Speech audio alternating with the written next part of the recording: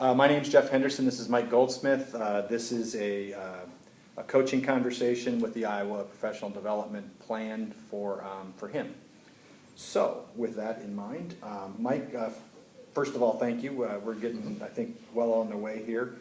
We've talked about your two goals that you want to achieve for the year.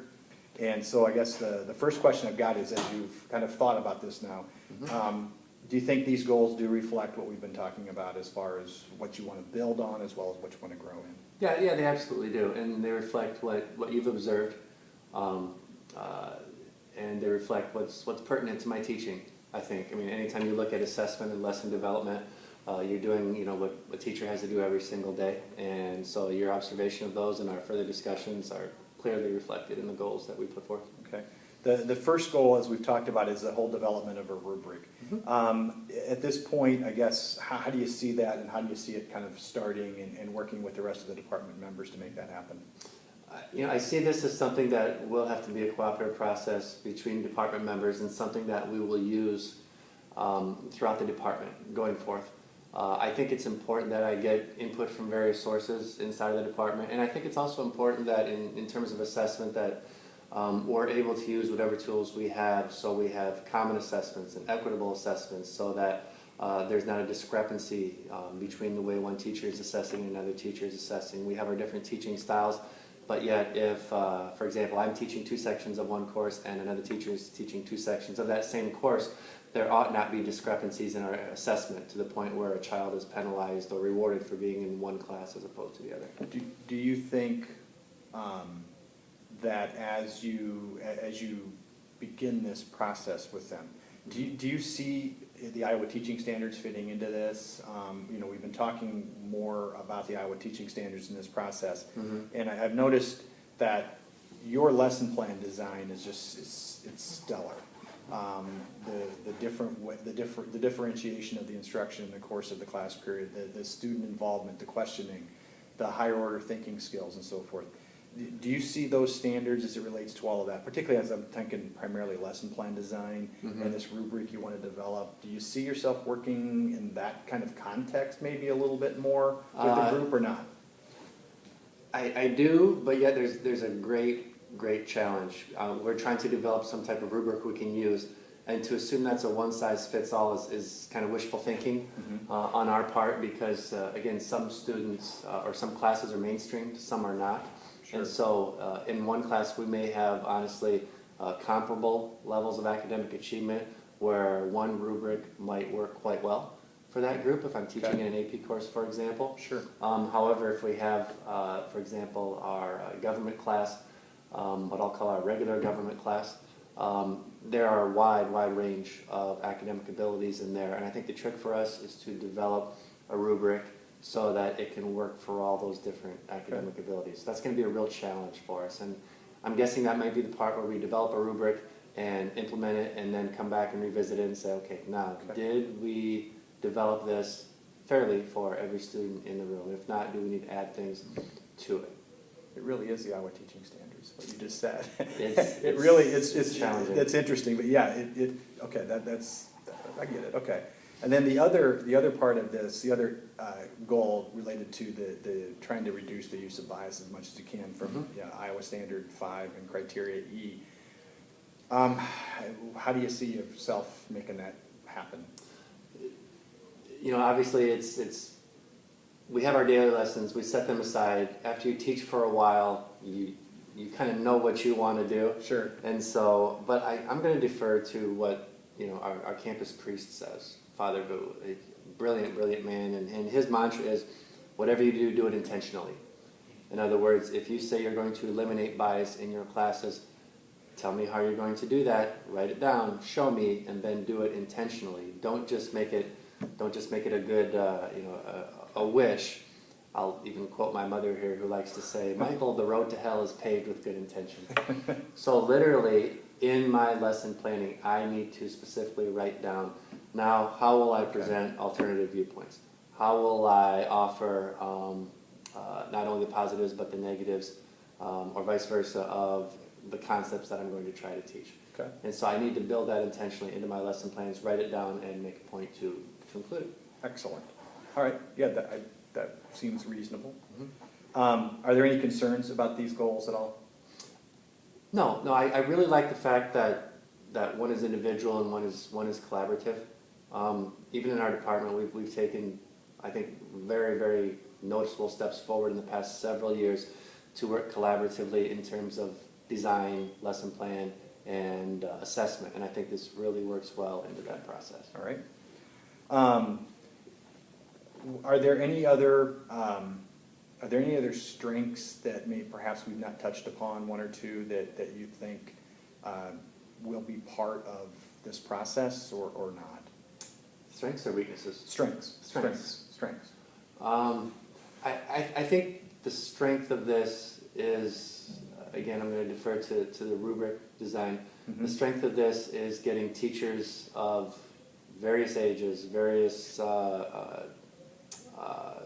student clienteles that they work with, and various outlooks on technology and lesson planning design, and just getting a lot of different heads in the room. That's going to make this a very, very strong process. Also, I mean, a lot of times we like to talk about the buy-in on the part of the students, you need buy-in on the part of the faculty. If I design this myself and say this is what the department is doing, I'm sure some department members will say, well, this is what Mike Goldsmith wants to do. But if they're in on the design process themselves, then it really becomes stronger, Okay. I think, and something that will be more likely to use continually. We talked some about the different tools that you can use from professional development that's offered here, Mm-hmm. from professional development from the AEA, obviously the use of the iPads and, Mm-hmm. and all of that's been brought in here. I guess what would be the primary tools you do see yourself kind of zeroing in on?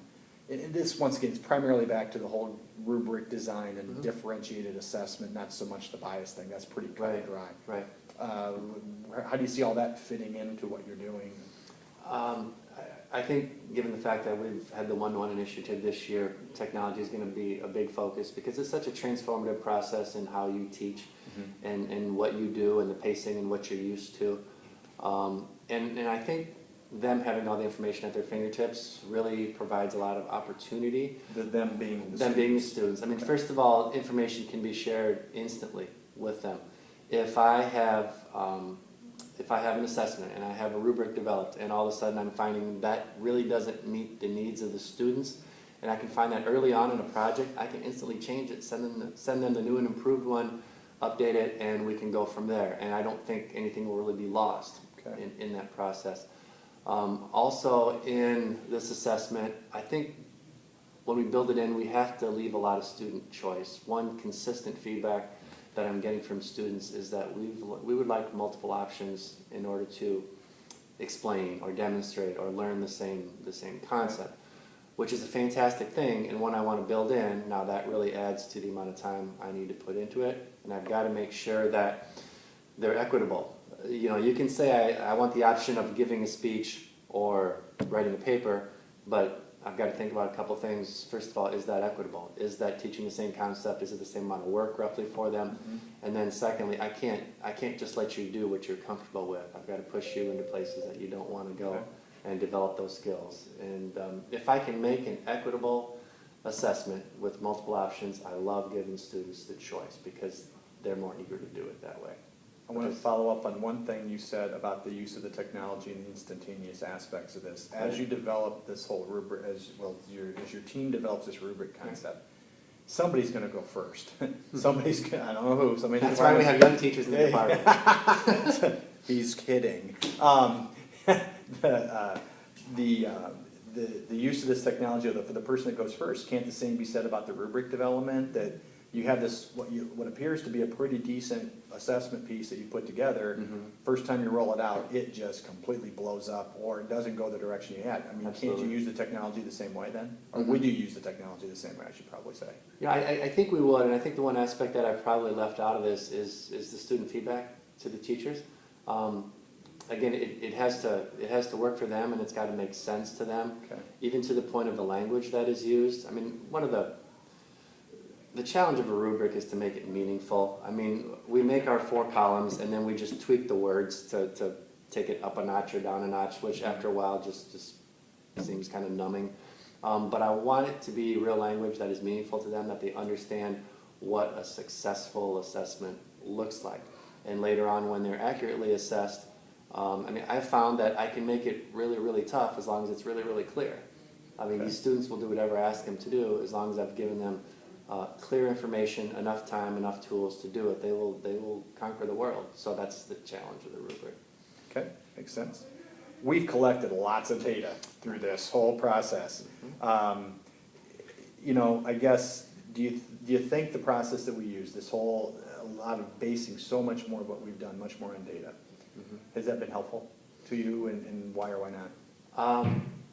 Part of it has been helpful. I really liked the analysis of how long I spent questioning as to compared to how much of it has been student directed. I think that's very valuable to me. I think most teachers want to have students take over their classes to a certain degree, and so that part is really valuable to me. As far as, was it 20 questions, was it 50 questions? That didn't do too much for me. Okay. The types of questions, I really like the way you categorize, hey, I saw these 4 higher order thinking skills questions, here's what you asked, you got good feedback on that. That was really valuable to me. I appreciated that very much. And so the whole method of especially examining the layout of the lesson and examining the manner in which students were questioned and basically where we're at on the rigor and relevance scale, that part I found a lot of value in. Good. In this, can you look back though and think, was there any data that maybe it would have been nice to have that you didn't get through this, or not? It would have been nice to have all the data came from you and your observation. There's really no student input. Now, I don't know how you come into a room and accurately gather data on what students are thinking or what students are learning. That's challenging for a teacher to do, much less an observer to come in. But some way to incorporate even just a quick student survey at the end of it, I think would be valuable. Okay, all right. Is there, I think I sort of kind of asked this, but is there any specific professional development as I work with Tom Keating moving forward on this? Is there any PD that would assist in this? Yeah, I think more than anything else, you need department time. Again, I'm going to use the word intentional. To a certain degree, I think teachers are like students, unless you really make me do it. Sometimes if you give me the option to do it, it's going to fall into the list of 100 things that I have to do. So literally, intentional, relevant, professional development time to say, at this time, I want this department to collaborate and come up with an assessment that the entire department can use. And those could even be school-wide and not even department-wide. Is it conceivable that whenever we give a group presentation here at Xavier, that kids have the exact same rubric no matter where they go? It can be tweaked to fit the particular class or the particular department, but I really like it when students have a certain uniformity about them. I loved it when we went to a common grading scale. I think that has simplified life so much here the past few years to do that. So if we can have those uniform things throughout the school, I think that helps students. Okay. And I guess the final question, is there anything that I specifically can do to help in moving forward, or other than I'll work with Tom, obviously? Right. I don't know that you in your position could do a lot, on kind of a micro level. I do think when we take standardized tests that certain areas tend to be pointed out inside of departments. Hey, can we emphasize this particular skill? Whether it be a communication skill, a writing skill, a use of sources of information skill. Continue to make, I know that data is always available to me, but if we're seeing some kind of trend throughout the school, I get my department's data. I don't really focus that much on Xavier High School's data. Sure. But again, I know that administrators do that, and if basically we're kept up to date on what skills are being well taught and what skills might need to be developed a little bit more throughout the school, we can tailor our planning accordingly. Okay, that helps. Is there anything else? No, I appreciate as trite as it may sound, I appreciate the opportunity to be treated like a professional. I appreciate talking about kind of the nature of teaching, why you teach, why you assess, and that's always a